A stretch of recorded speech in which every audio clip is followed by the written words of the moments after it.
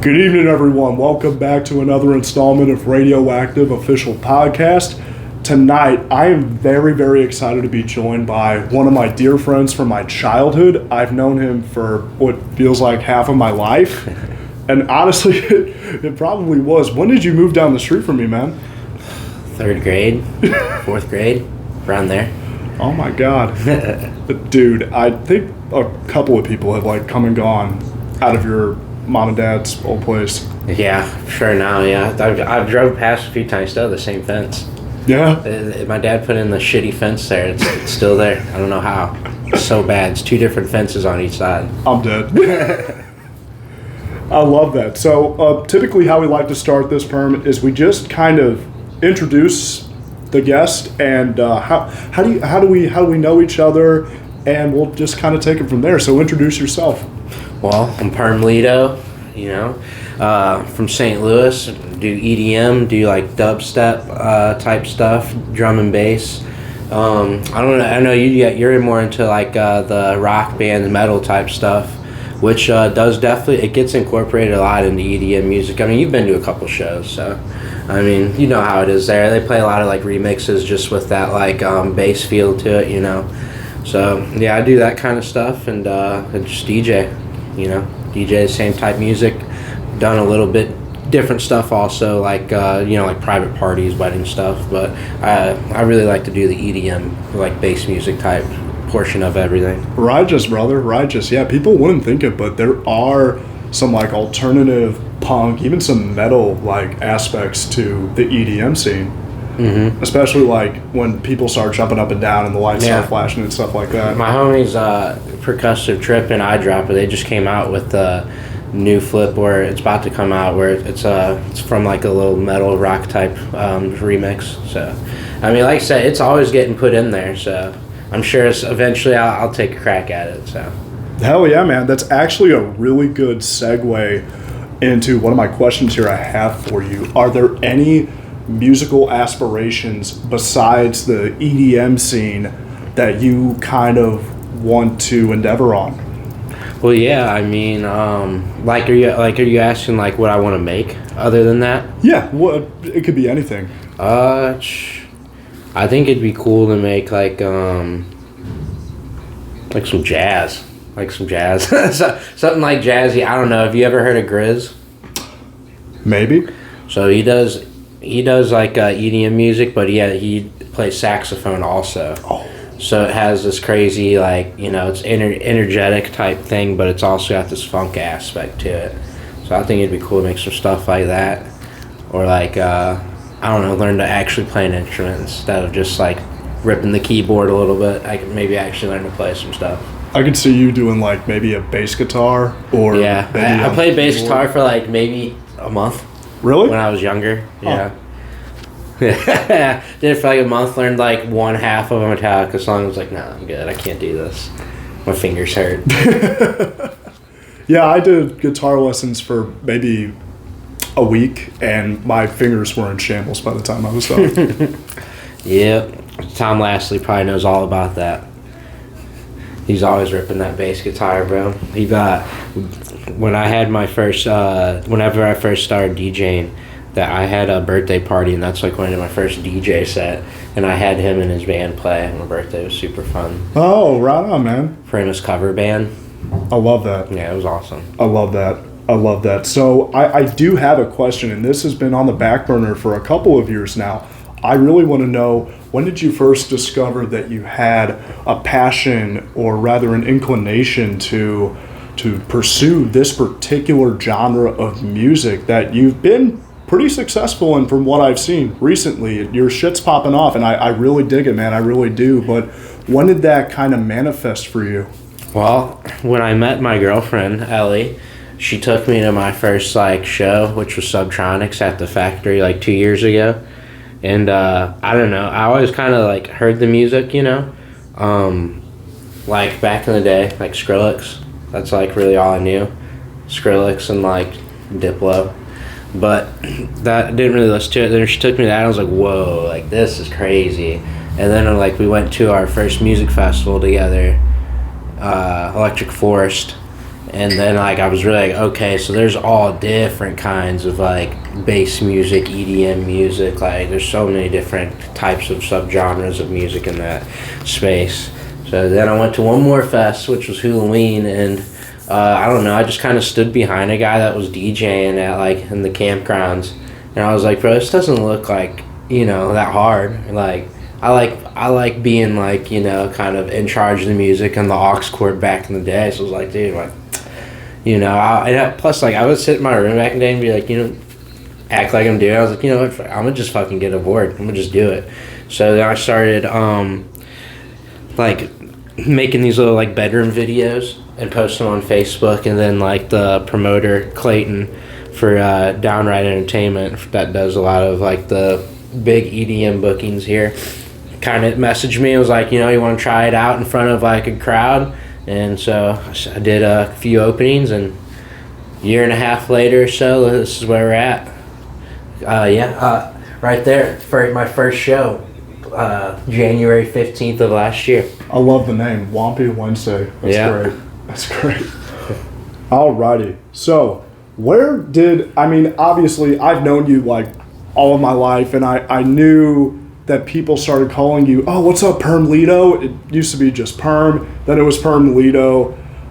Back in the day, I remember we used to call you, what was it, ASAP Sherman or something like that? Dude, how many names were there? There's too many. Where did the name Perm Lito come from? Is that a name you want to stick with, or do you have something else kind of on the back burner that you kind of want to go by in the future? No, I think Perm Lito's a good one, just because it's like a really, like, yeah, it's a name you don't forget. You know what I mean? Like, when you see it, or like when you see it on like Instagram, like Perm Lito, like, or like, you know, if you've seen that name once, you see it twice, you'll be like, I remember that name. But no, I don't know. My dad just came home from work one day. My friends were at home, like at my house, and he called me his little like sugar perm bear. So it was really that first, and then like I was like, come on, like you can't call me sugar perm bear like out in public. That's crazy. So then it was just perm. Or like, you know, perm bear, like just all the, like, just perm something. And I mean, I don't mind it, you know, you don't pick your nicknames, and if you do, that's kind of weird. Yeah. But whatever. Yeah, they just, and then I don't know, Lito somehow got on there and I liked it. I don't know, it's probably because I look like Spanish or something, I don't know. I'm not, I'm German and French and maybe a little Indian, so. But yeah, that's how it all started, is my dad just making fun of me in front of my friends, and it stuck. And like I said, I don't mind it. I think it's pretty cool now, you know. You don't meet too many people named Perm Lito. No, I mean, it's got a ring to it. It's not short, it's not long, it's kind of in that sweet spot in the middle. Rolls off the tongue good, yeah? It rolls off the tongue good. Yeah, like I remember back in the day, and people still call me Dr. E. And I still do every time. You do? I can't even call you, and it's Dr. E every time. I don't know why. Like people like, you know, I'll be like, yeah, I talked to Ian the other day, or like Dr. E, they'll be like, who? I'll be, oh yeah, Ian. You're like, oh yeah. I'm like, sorry, I just always calling that from back in the day. That little tidbit that we did with Tommy and Kyle was iconic, dude. I will never forget that for as long as I live. Oh my God. So we have a shirt here, and I know that you made stickers, but what are some other forms of merchandise that you kind of want to work with and bring to the table in the foreseeable future? So like, I don't know, it'd be cool, like a lot of the like EDM artists, they make like jerseys or pashminas. I'd really like to do that, but you know, that's more in the future, get a little bigger, maybe, hopefully. Make like a jersey or pashmina, that'd be sick. Actually, like, you know, have someone design me up something cool, have like a, you know, like a little brand type deal. Yeah. Because like, you know, like this is cool, like, you know, I feel like everyone does like the graffiti type deal. Yeah. And it's funny, my girlfriend made this logo, and it kind of looks like this guy Prob Causes. And like, so she made it, and then like we were we went to a show in Kansas City, and we saw his logo, and we were like, oh my God, no fucking way. We were like, this guy uses Canva too, I guess. Canva is very nifty. I used to use it when I was still a student at UMSL to like design. Yeah, I mean, dude, it's just like a font from Canva that she like did up a little bit, you know. But yeah, this was like everyone always likes this one too. Like I have another one that people like too. It's same thing, kind of graffitied up, but it's like long, not like front and bottom, right, or top and bottom. But yeah, everyone always really likes this one. So like, put a couple of these on a shirt. I still gotta make people shirts. I always forget. I have like the logos and stuff to press them down, but I always never get the shirts. Do you have more colors than gray or? Yeah. You do whatever color, man. I just go to the store and I get whatever color shirt: gray, white, black. Sick. But yeah, I mean, eventually, if it gets a little more serious, I'll try to think of maybe like some type of branding or something for it. Yeah. Oh, right on, man. Like swimming trunks, I feel like that would go hard. Some like tie-dye graffiti. Some perm trunks. I love it. Now, like, dude, motionless in white, bare tooth, the day to remember. You were talking about the jerseys, and they have those, and they're tight, dude. They're really cool. I have a few good EDM people jerseys. Yeah. They're sick. Hell yeah, man. So, this is a question I've had a lot of fun with. It's a very kind of I won't say a serious topic, but it's like, oh shit, like what do we do here? You know what I mean? Like, those questions where it's situation, what do you do, how do you handle it, right? Mm-hmm. And I find that it's very profound given that, mental health is becoming more public. It's something that wasn't really talked about for a long time until, 20 years ago. Now people are becoming more aware of this topic. And I just want to know for you personally, I've known you for such a long time. Let's say someone really close to you, like your girlfriend, your buddy, your dad, somebody you really care about is having an anxiety attack, a panic attack, and you're the only one in the room. What steps are you taking to bring them back to earth? Well, first, it's usually me that's having the anxiety attack, so yeah, there's that. But yeah, man, I mean, it happens. Shit happens like that sometimes, and you gotta just be there for the person. Try to, get them some water, get them some food. You don't know if they've ate or what's going on, what's been going on at home or anything. So start with that. Kind of just be there for them. Sit with them or try to just really be there for someone, comfort them. Like ask them how their day's been. Like just try to do stuff to take their mind off what they're really stressed out or having that anxiety about. Because like I said, I still get really anxiety up. It doesn't matter if you play for like one person or 1,000 people. It's always nerve-wracking, pacing back and forth, like, and that's what usually has always helped me is when people like I said, just get like me, like, ask if I want water, just talk to me a little bit, like, smoke something, like something. But yeah, I mean, just try to really be there for someone, man. Because you never know what someone's going through or anything like that. It could be, just a bad day, or it could be, having a bad month, year. You never know, man. Just try to be there for someone. I definitely understand that with the industry I work in. I'm in customer service, and people just feel the need to take their day out on me. But at the same time, you never know what someone's going through. Yeah. At the time. Like I it's funny. Like I always think about that. Like with fast food, like when they mess up my order, I'm like, I want to spaz on them. But I'm like, dude, they're probably having a bad day. Just fucked up, whatever. So, but yeah, no, I go through that a lot too. A lot of mental health stuff, so I'm a big advocate for that stuff. Good shit, man. Yeah, there's something to be said about how it's effortless to be nice to somebody. It takes real like effort and time to be like malicious. No, it don't cost a penny to be nice to someone. Give someone a hug, tell someone that have a great day. Or, how's your day? Ask them anything. It honestly, it does cost you to be an asshole. It really does. It may not, and it probably will cost you money at some point. Oh yeah, being an asshole, it will cost you money at some point. Oh yeah. I kind of want to segue back to, you were talking about how you were prepping to go on stage and what you do. So do you find that if you're like really in your head, is there anything that is a surefire way to get your groove back before you go on stage to perform? Honestly, not really. I mean, I go pee like 4 or 5 times, like right before.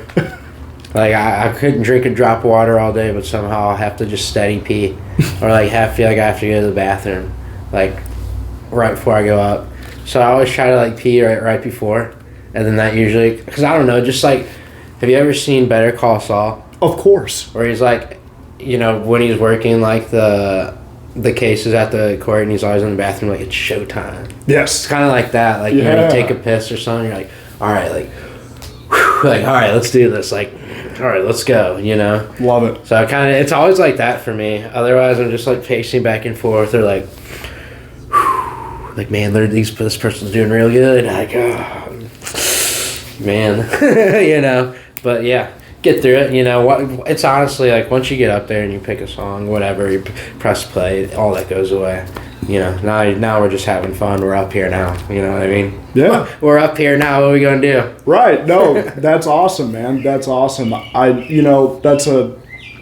We've asked this question before to many people that we've had on the show, and it's kind of a similar answer where they go, you know, people paid money to be here, so I better get my shit together and just put all my grievances aside for about an hour and a half. Or they're just little things you can do, like deep breaths and stuff like that. And it's just so methodical and it's easy. Yeah, I mean, I'm always going to give a show. Free, people pay for it or not, you know. I'm always going to make sure we're dancing, having a good time. So it's not really that. It's more like, yeah, just getting those, like, jitters out of there, you know. I guess for me that's pissing them away, but yeah. So I actually kind of have another question. This is kind of a curveball, but something kind of occurred to me. I want to know, has there ever been an instance where you've been on stage, you're performing, and someone in the audience passes out? Or, I don't know, a fight breaks out or something, you know? Kind of, if it has happened, walk me through the steps that you take to... I've seen it as a bystander, not like DJing. And like, honestly, security just handles that stuff usually, you know? Or like, you know, if someone does like pass out though, like it's not like a fight or something physical, it's like that, you know, people are pretty quick, and like most people are good people, like right away, like, you know, you see someone fall out, you know, call for help immediately if someone gets help, you know, and then they, you know, take them to wherever to do whatever medical treatment or, you know, evaluation. That's all you really see. But yeah, it usually goes smooth. I mean, especially at Mississippi Underground, everything's usually pretty on point there, you know. They handle all that stuff really well because they got, you know, a lot of people coming through there, you know, doing their thing, having fun. So sometimes, you know, fight breaks out and someone passes out or something, bro, they're on top of it. And honestly, everywhere else I've been to, too, like festivals it's all the same, bros. Most people are good people, and like someone will spring into action to help, and then, you know, the right person that it's their job to do that comes through and then handles it from there. Yeah, it's kind of like going into a mosh pit. I mean, there's etiquette for a reason. Yeah, I've been in the mosh pits before. Yeah. I got choked out one time in a mosh pit. No. I was at a Star Wars, the Galactic Empire band, where they do like heavy metal, like renditions of Star Wars songs. Mm-hmm. And yeah, dude, like this guy was like, I got him in the like death choke. I was like, no, bro, you're literally choking me. Like, what is going on? I didn't know how this was how moshing goes. No. And yeah, like hella people around me were ripping on this guy. I was like what the fuck's wrong with this guy? As they should, dude. It's supposed to be fun. Yeah, like we were pushing around and everything, like, you know, like doing the pushing and like jumping around. Like no one was like beating on anybody. And then like all of a sudden, I'm just like. You know what I hate, dude? I hate it when motherfuckers throw elbows and they kick their legs. It's like, you don't do that. There's etiquette. Yeah. There are things you need to adhere to when you're in a pit, especially with a bunch of people. Big dudes, I feel too. It depends on the band, too. Yeah. Like, you know, it's like those, like, real heavy bands, like, people just they go absolutely nuts, bro. bonkers. Fuck around, like, throw a fucking bar chair or something. Dude, me and Jeff were at, shout out Jeff, we were at a Knocked Loose concert, and the band that came on before them was heavy. Mm-hmm. And I think Jeff could tell it better than me, but there was a woman who got carried out of like the middle of the pit, and typically what you do to get the band's attention, and this is kind of why I asked you the question, if this has ever happened to you, and I didn't know this at the time, but I learned, when somebody is out of sorts, they fainted or what have you, you hold your arms up like this. Yeah. And you get as many people as you can to do this. And enough people do it, obviously somebody on stage is going to be like, hey dude, like we need to cut our shit. Something's going on. So that, people are nuts. Jeff had the same thing happen where some dude like was choking him out. And I was there with Rain and a couple other people, and we didn't see it. Yeah. We only heard about it. And then Jeff walks over with a bloody nose. I go, dude, what happened? And he goes, I just got into a fight. I go, what? Real metal shit. That is some real metal shit, though. I won't lie to you. It's like people want to beat your ass, but they want to give you a hug, too. But some people take it too far. And it's music gets you going. So I have the signature radioactive question. We ask this to everybody that we have on the show. What's that? So it's a hypothetical situation. So let's say you're on tour, right? And your bus, method of transportation, it breaks down, and your only refuge for the evening is a haunted house. But here's the kicker. You get settled in, and a dead celebrity emerges from the shadows and haunts you until dawn. You get to choose who haunts you. Who do you want and why? Right off top, I think like Michael Jackson, just like like all through the hallways. Yeah. Yeah, I don't know. Trying to think of like who's dead. I mean, so the popular answer is Betty White. Like we've gotten Betty White at least 20 times, if not more. Billy Mays, Michael Jackson's up there too. I mean, if I had to like off top, I was thinking Michael Jackson, but now that I'm like really thinking about it, oh my god! Like I feel like the calculations going through my head. Like I'm taking in all kinds of factors and like. Yeah, dude, I don't know. All signs just keep pointing towards Michael Jackson. There's nothing wrong with that. That's a solid choice, dude. What if I had, like, Dobby? You mean from, like, Harry Potter? Yeah. I mean...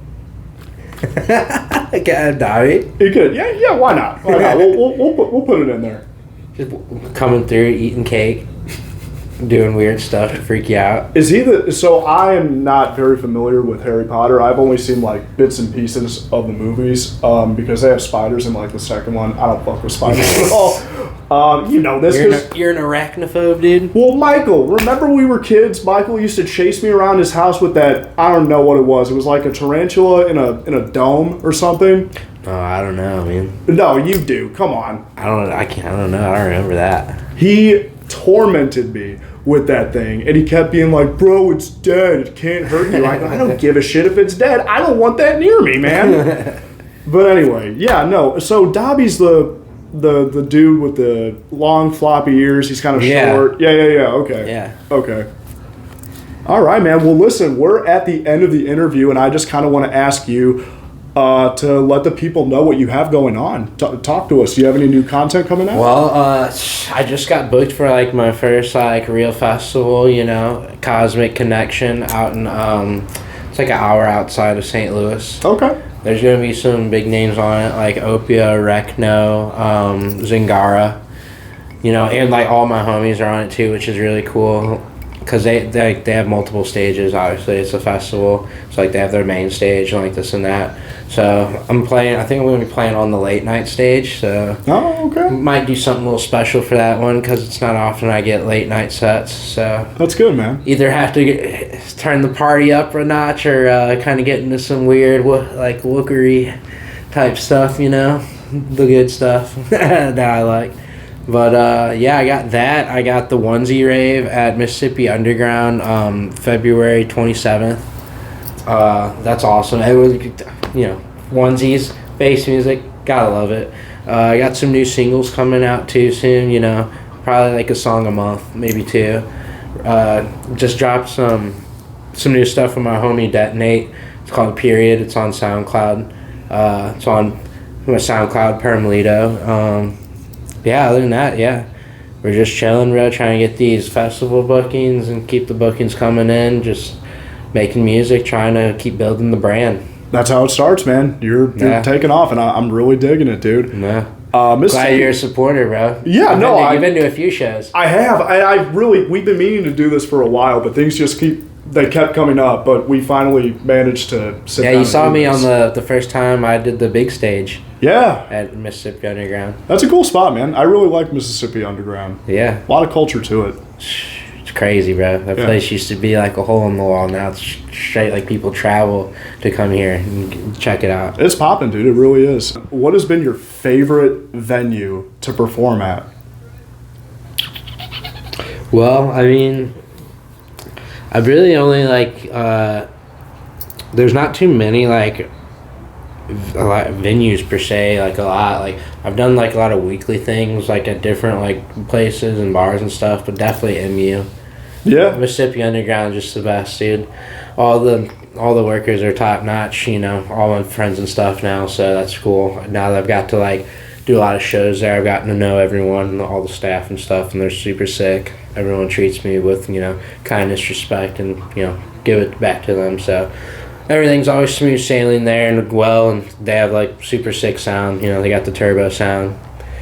So, I'd say there. But other than that, I mean, sometimes playing at like the Renegades at festivals are really fun. Like someone has like a really sick setup at their campsite.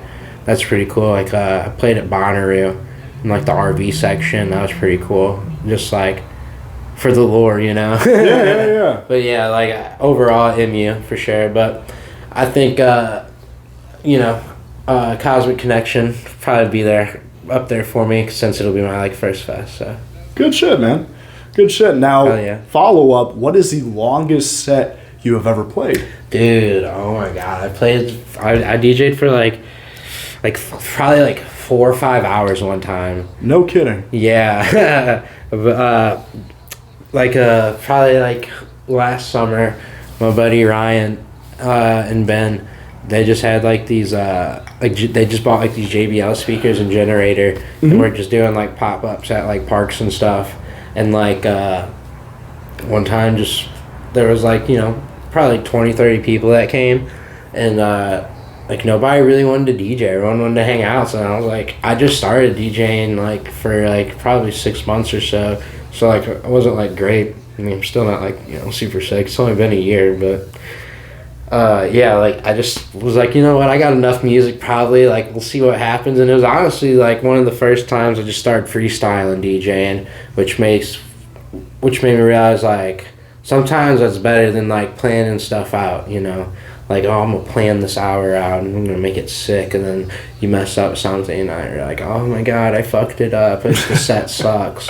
Sometimes it's better just to freestyle it because you never know what you're going to do, what's going to happen, So I did that, and that was crazy. That was where is it?